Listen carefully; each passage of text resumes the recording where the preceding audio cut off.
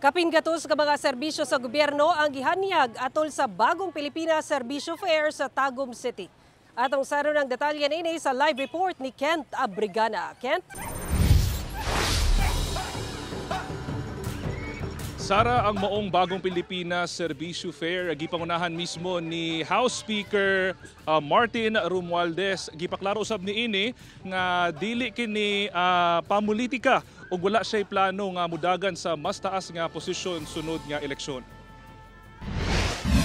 Sayo pa lang sa buntag, midagsa na ang mga tawo dinhi sa Davao del Norte Sports Complex sa Tagum City.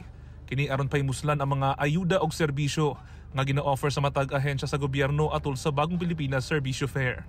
Gipangunahan ni House Speaker Martin Romualdez ang pagpangapod-apod og hinabang. Giklaro sab niini nga dili pamulitika ang maong programa og samot nga wala kuno siya plano nga mudagan sa mas taas nga posisyon karong umaabot nga midterm election.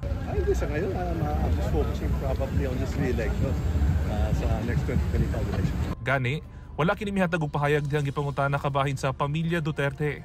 Apan mensahe lang niini. We're all here, nakakaisa tayo.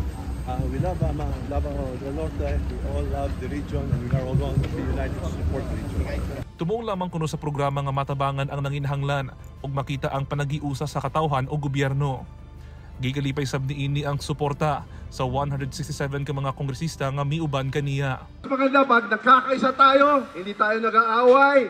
Basta lahat ng problema, basta sama-sama tayo. Samtang, anaa sa 5,000 ka mga estudyante nga lakip sa Integrated Scholarship and Incentives Program ang nakadawat og 2,000 pesos nga cash assistance. Sara, gawas sa mga gihanyag nga mga serbisyo aduna sa ipahigayon nga pagkakaisa concert unyang gabii sa Tagum City. Sara. Okay, daghang salamat Kent Abrigana.